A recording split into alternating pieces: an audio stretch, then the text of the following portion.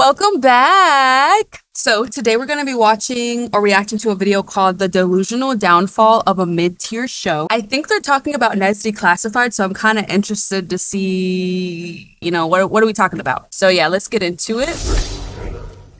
While most child actors eventually grow up to hate their kids' TV roles, others, like the cast of Nickelodeon's Neds Declassified School Survival Guide, are trying so hard to return to the only version of themselves that the world still remembers. Their never-ending pursuit to reboot the show went from a fun walk down memory lane to a desperate attempt to get work. I just don't understand how Spider-Man can be remade 437,896 times and Neds Declassified can't even get reboot once. Harmless nostalgia turned into oversharing, and the more they talk, the more they... I just realized, did any of them even go to do any other work? I only know both of them from the show. I mean, maybe the girl I've seen a few times, but she's complaining about not getting a reboot, but I don't think she's actually getting work either, so that's probably why she's complaining.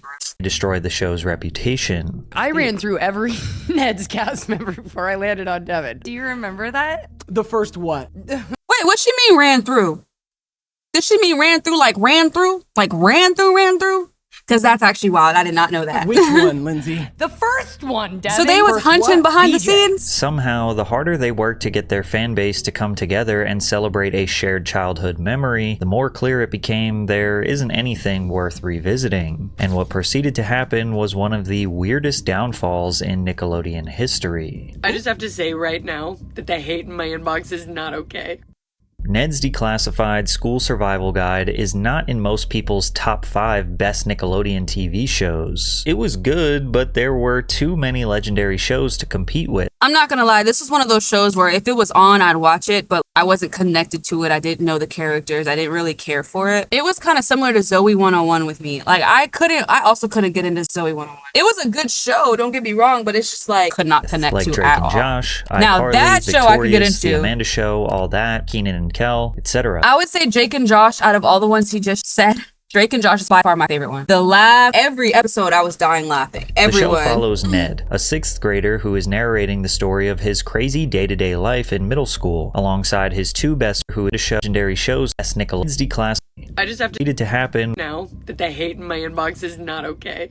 Ned's Declassified School Survival Guide is not in most people's top 5 best Nickelodeon TV shows. It was good, but there were too many legendary shows to compete with, like Drake and Josh, iCarly, Victorious, The Amanda Show, All That, Keenan and Kel, etc. The show follows Ned, a 6th grader who is narrating the story of his crazy day-to-day life in middle school, alongside his two best friends, Cookie and Mose. Cookie is a cyber genius, always looking to technology to solve their problems. Mose is the level-headed girl best friend that Ned can't decide if he is secretly in love with or not. And together, they navigate crazy teachers, bullies, crushes, group projects, school lunches, dances, and whatever other school shenanigans they get into. Sitting in the back of the bus definitely has more bounce, but you might not want to push it.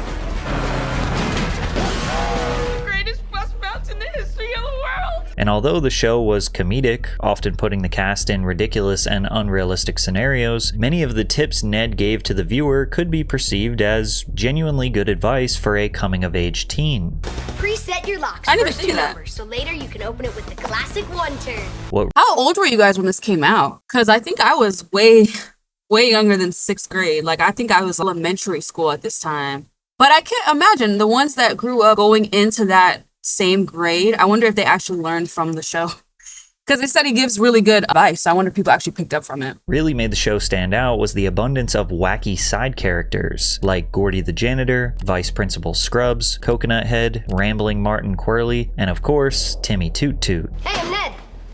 Toot toot. What's toot toot?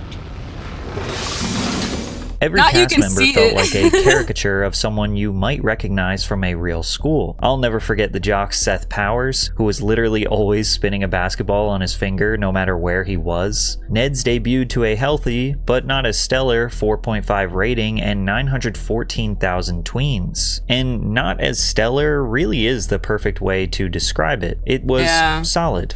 not iconic, It was perhaps aight. even a bit underrated, especially considering that the show's comedy has actually aged pretty well. It didn't have the obnoxious laugh track or creepy Dan Schneider innuendos. The show lasted for 3 seasons at 55 episodes, which was normal for a standard good Nickelodeon show. It was nominated for a couple awards but didn't win anything. Devin, Lindsay, and Daniel never won any Kids' Choice Awards and thus were not. I wonder if he lets us know what they ventured off to, because I don't know. Every time I see them, I'm going to think of Ned's Declassified. I feel like the girl definitely did something. I just can't think of anything. Like, I can't think of where else who desperately she's needed in. a spin-off series. After Ned's, Devin and Daniel stayed within the kids' TV realm. Devin secured a TV movie called Shredder Man Rules, as well as a few different voice acting roles, and Daniel got a support role on Disney XD's Zeke and Luther. Meanwhile, Lindsay went on to have the most successful career. After Ned's, she immediately landed roles in back-to-back popular TV series, Aliens in America and 10 Things I Hate About You. Okay, the first one I'm not familiar with, but I remember seeing this cover. Now, do I remember the movie? No. But do I remember the cover? Yes. Success of those shows led to her securing a series regular in Pretty Little Liars, one of the... Okay, I'm sorry. That's the one I know her from. I watched every episode of Pretty Little Liars. I know her from there. I knew her from something specific, and yes, it was this. Most for popular sure. and culturally Good show, by the way. iconic teen dramas of the 2010s. Unfortunately for Devin and Daniel, they didn't land any significant roles into their adulthood. They got some tertiary roles in TV shows and bit parts in direct-to-video movies, enough to keep their bills paid, but nothing that would remotely consider them thriving Hollywood actors. Even 15 years later, Devin was exclusively known for his childhood role as Ned, so he decided to lean heavily into nostalgia to grow his social media accounts. I played this guy.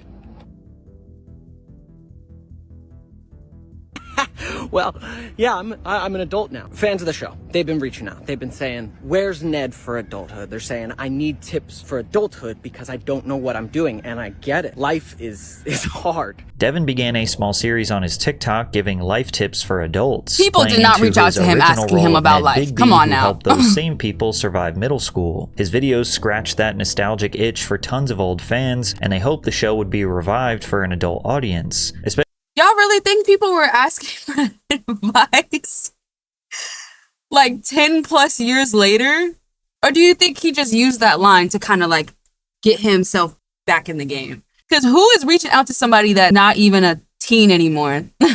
Especially considering Raven's Home was bringing back That's So Raven, and iCarly was also rebooted for the adult fan base. Devin announced that he pitched a Ned's Declassified reboot to Nickelodeon executives, but didn't get the response he wanted. For the last 2 years of my life, bringing the Ned's Declassified Adulthood Survival Guide reboot to life has been a huge goal of mine. Imagine Ned, Mose, and Cookie getting out of college, struggling through their 20s, bringing you tips on taxes, online dating, self-care, roommates, budgeting, all of it. I wanted it for you. I wanted it for me, and I thought it would be amazing to make a I don't know. I don't know if we need reboots of shows anymore. I think all we need is just fresh starts. Like, I feel like we just need a fresh start. We need a brand new show. We need a brand new cast. I don't want to see no one I've ever even seen before. No celebrities, no rappers, no nothing. Just a good show with fresh actors, fresh actresses. I think that's what we need. I'm tired of reboots. Even with the movies, I'm tired of making the redo movies. Oh, we don't need an action for every movie. It's okay to keep it the way it is. We don't need to make the action version for everyone.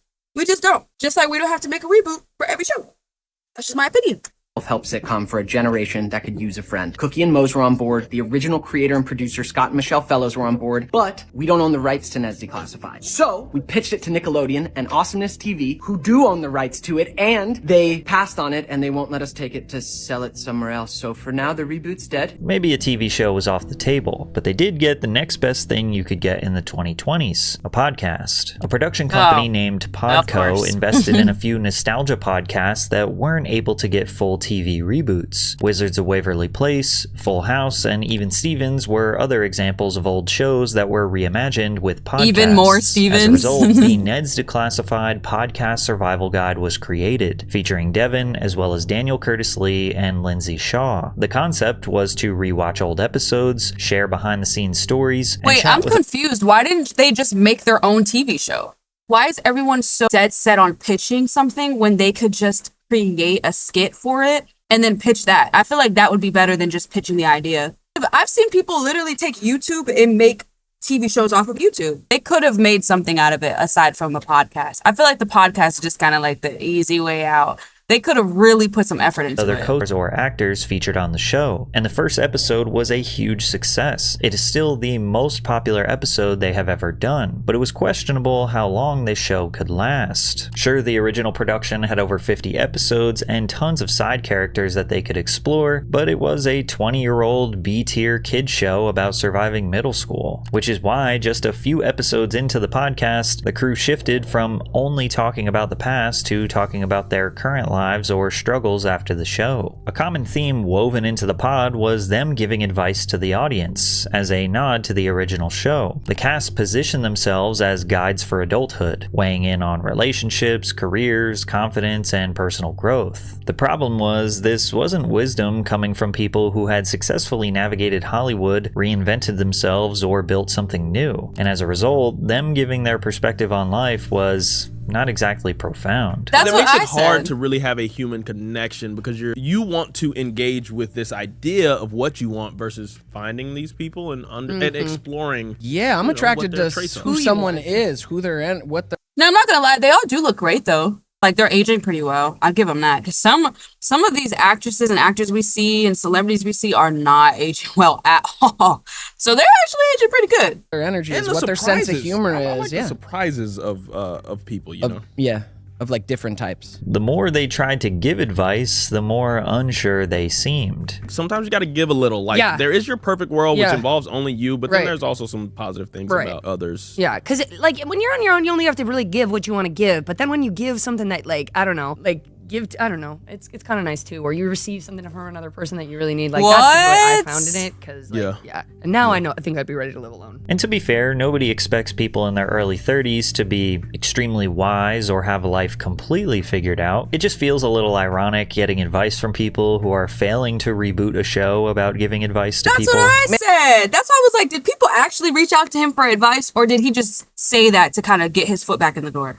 Because why him out of all people? And I really wish we could make like a Ned's adult reboot because there's so many topics we To could cover in a discover, fun yeah. way. And this Right. is one of them. Learning how to live with other people who come from fully other backgrounds of behavior and norms and expectations of how to keep a place and what all of it, it's not always going to be a fit. So I'll say that. Some of the time, it's just not a fit. And then you need to figure out how you're transitioning out of it or how you are going to make your peace with the fact that you cannot change this person. Even a year after the podcast had started, the crew simply could not let the idea of a reboot go. How come there hasn't been a Neds reboot? Do you know why? No, I don't know. I honestly don't. We don't either. Wait, How come this? Podcast had started, the Hold crew up. simply I could think I not peeped let the something. idea of a did they make him look the exact same because black don't cry?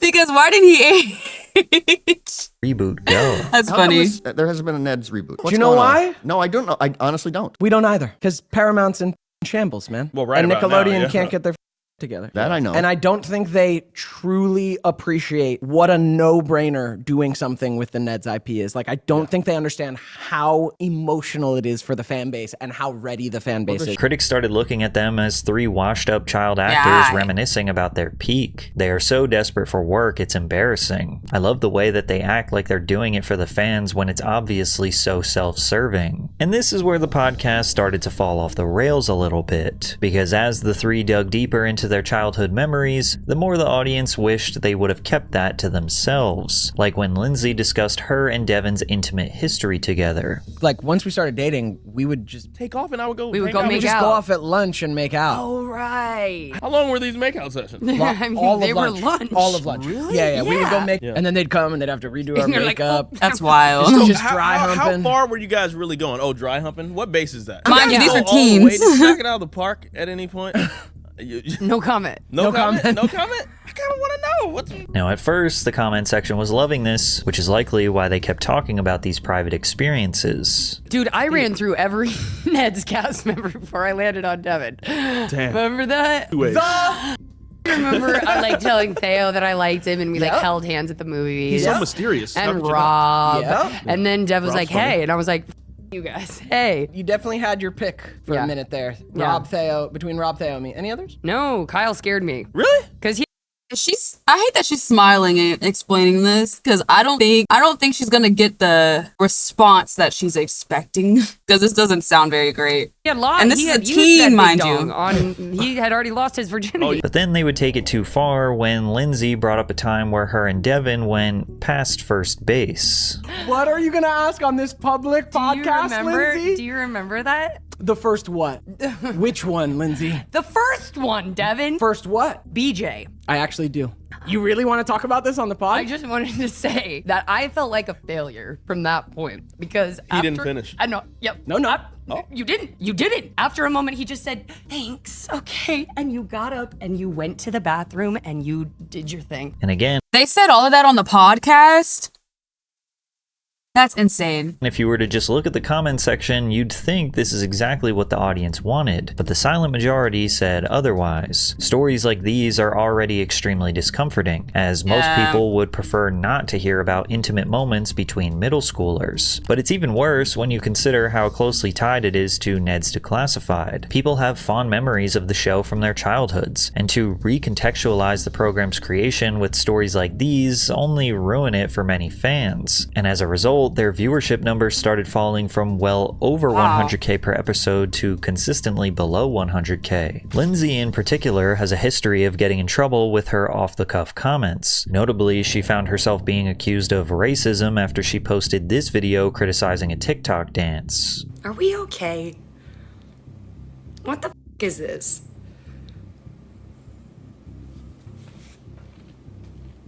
And you won't believe how little of a controversy blew up in her face. Some felt her negative reaction.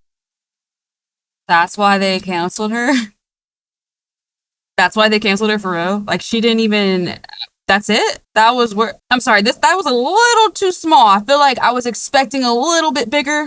Towards the dance was a byproduct of racial insensitivity, even though it's more likely that she is just an out-of-touch millennial acting like dancing for the internet is weird. Then again, Lindsay had previously made positive comments about the trend after Devin posted his own video doing the dance. The issue is how quick people are to discredit black content creators. Lindsay applauds her white co-star when he does the dance. What the f is this? But can't give the respect and the credit to the guys who made it. Lindsay quickly deleted her comment as well as the original video before uploading a tear-filled response. I think her commenting on his was a little weird. Like, if she never commented, it wouldn't have been as bad. But it's like, how are you going to question these people but then not question him when he does the exact same thing? That makes no sense. Addressing the allegations. I just have to say right now that the hate in my inbox is not okay. I did not mean anything in any kind of way. I am learning every day, as I think everybody is. And this kind of hate just needs to evaporate from the planet, no matter who it's directed towards. Crocodile tears? No, dude. Like, this is like my soul out there. If you know anything about what I stand for or what I believe in, you know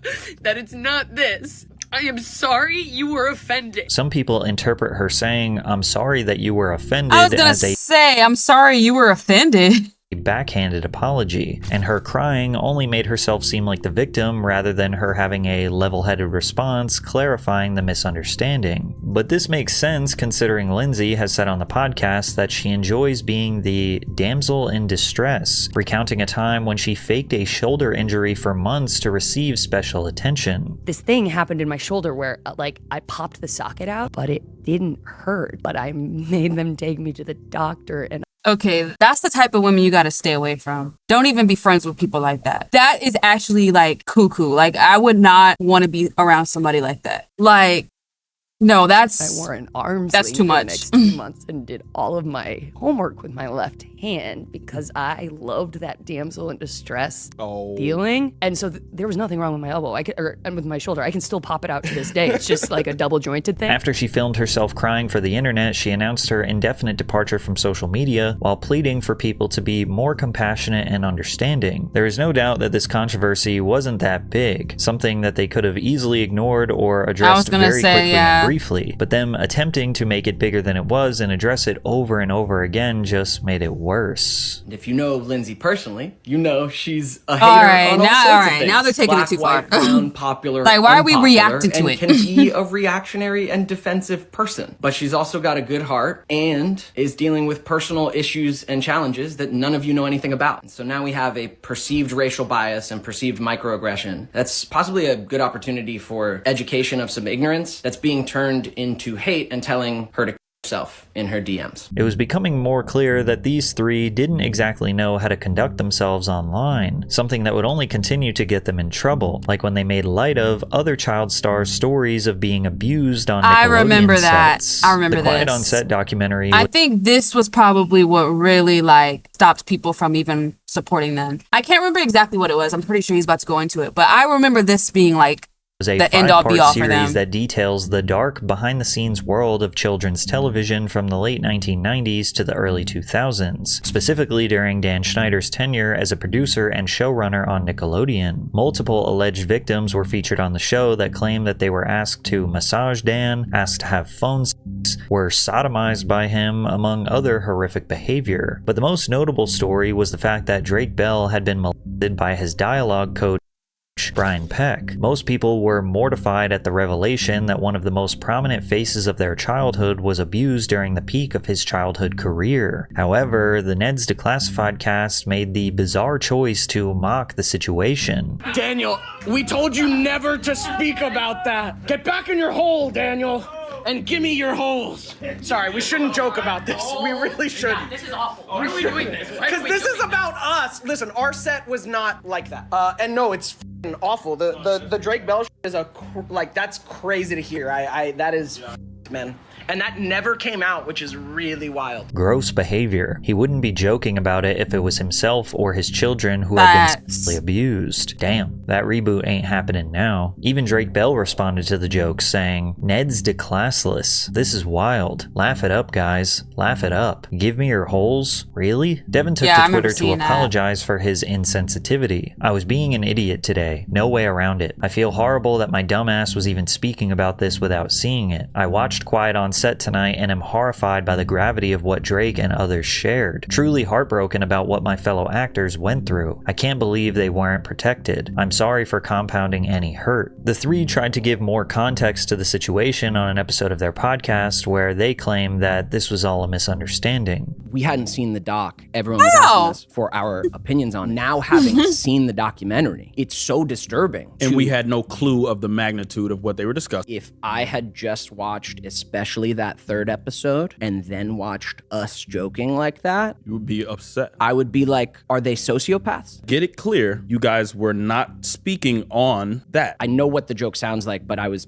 talking to Daniel. Now, sure, they may not have. I hate that they keep trying to like justify. Just say we were wrong. We made a joke without watching it. We watched it. We regret it. But it's like, oh, it wasn't even supposed to be like that, and they took it the wrong. And oh, I meant it like this. Like, no, you're doing too much.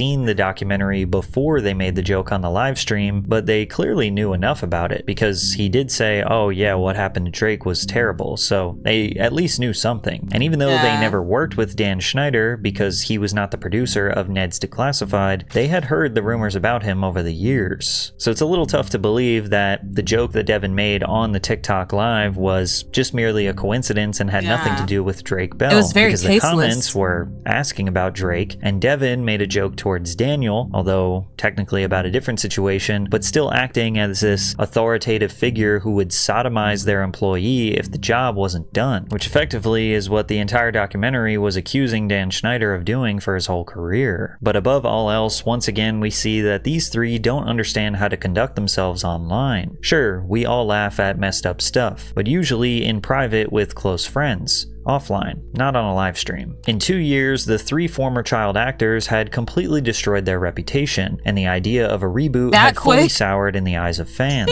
Not because of one poorly executed joke, but because fans were hoping to relive the joy of their youth through the podcast, only to find out the people behind their favorite characters aren't that great. They signed up for Ned, Cookie, and Mose, but instead they got 3 out-of-touch millennials who couldn't let go of the past, and more specifically, didn't know when to stop talking. But this is just the reality of life. The characters we portrayed as heroes to our childhoods are more often than not regular and unimpressive people. The podcast continues. Honestly, I think this, like, social media is really showing us that, like he said, the people that we used to look up to are just regular people. They don't have, much of them don't have anything cool about them to where they are, like, they're not any better than us a lot of times. And after growing up, we thought that they were so much different from us, but these are people we'd see down the street, like, just walking. You'd see that, you'd run into these people in a Starbucks. These are regular people that just so happen to get a job that kind of skyrocket them and put them above us and put them kind of on a pedestal. Without the pedestal, they're just like us, really. So that's all it is. Viewership sunk further and further, and despite this, somehow Lindsay was still perplexed as to why they hadn't received a reboot. I just don't understand how Spider-Man can be remade 437,896 times and Neds Declassified can't even get reboot once. Not even reboot once for a crappy TV movie. Just let us have a crappy TV movie. The idea that Neds Declassified is anywhere near the notoriety of Spider-Man can be summarized with just one word: delusional. And delusion seems to be the catalyst for a lot of their issues. She compared White Spider-Man. Neds Declassified played a huge part in their childhoods, but the cast seems to be under the assumption that it was just as important to everybody else, when in reality, it was just a decent show. Like, it was pretty good. It was fine. But the greatest example of their delusion is the fact that their podcast got canceled due to low viewership and low interest, and they still won't let it go. The Neds podcast was able to get started because of Podco, a media company that supplied the cast with their own studio, lights, cameras, and production staff. But by late 2024, the show was struggling to bring in 20,000 viewers per episode, and Podco terminated their business relationship with the Neds podcast. Neds Pod and Podco, we are breaking up amicably, right? Yeah, we love them. We're all going in different directions. They're dropping some shows, so we are now production company-less, but we independent. Yeah, which is cool. Instead of seeing the writing on the wall that the nostalgia had dried up and people were just not interested in Neds Declassified anymore, they continued the podcast on a Zoom call. Now, producing a podcast really isn't that expensive, especially when you split the cost between 3 people in their 30s. Cameras, lenses, microphones, lighting, interface, and a space to do it in, you're realistically looking at $12,000 to $25,000 in upfront investment with relatively low monthly costs after. And plus, a good amount of people that started off with podcasts did it in the comforts of their home. They just had an extra room or even just a space that just looks nice. You can make into a podcast area and just get enough lights and all of that. I don't know. I feel like it's definitely not cheap, but it's not hard. That. Now, it's not nothing. It's not cheap, but if they couldn't afford this after 2 years of doing the pod, maybe that was an indication that it might not be working. Fans had less and less reasons to stick around and viewership continued to drop, and today they only receive about a few thousand views per episode. The Neds Declassified podcast was almost completely dead, but has recently come back into the public eye under some harsh circumstances. Really? A post went viral in September of 2025 featuring former Neds Declassified actor Tyler Chase, looking disheveled Oh my gosh. Wow. and living on the streets of Los Angeles. Hello, my name is Tyler Chase, and I'm here on a Christian movement for acting. Now, his role as Martin Corley was a relatively small one on the show. Old fans remembered him almost immediately from his Nickelodeon days. The 3 addressed the viral video on the podcast where they tried to discuss the complicated situation. When I first saw it, I was angry because I'm like, why put a camera in someone's face when they're on hard times? But then after I was angry at the people who were filming it, I was upset with myself in that I feel powerless because I feel like there's not much I can do. I feel like this is maybe the 3rd or 4th time in just 2 years that they've had to explain something. Like, they're always explaining themselves. It's like, how are you in something all the time to where you're always having to explain yourself? I think that's just time to just take a break from this stuff and just have their own lives, because it's like they're always doing something. Adulting is something that we talk about, and I don't know, have you guys dealt with things like that where there's someone that you can't really so it's so tough. It seems like Daniel was reluctant to outright say there's nothing he can do because he could try to help Tyler. This probably ate away at him for a while, but escalated further when more videos of Tyler would go extremely viral. Did you play on Disney Channel? That is sad. Oh, it doesn't Nickelodeon. What show is it again? Declassified School Survival. Oh yeah, you were that kid on it, huh? Yeah. He still seems like a kid I remember too. you. After this, Daniel Curtis Lee decided to take more direct action to help Tyler. He met up with him, bought him some food, and even got him a motel room for the night. I'm gonna come back and holler at you, man, and we'll talk more about trying to get that situation squared away so we can do the rehab or whatever we need to, okay? Not on camera. Give me a hug, man. Love you, brother.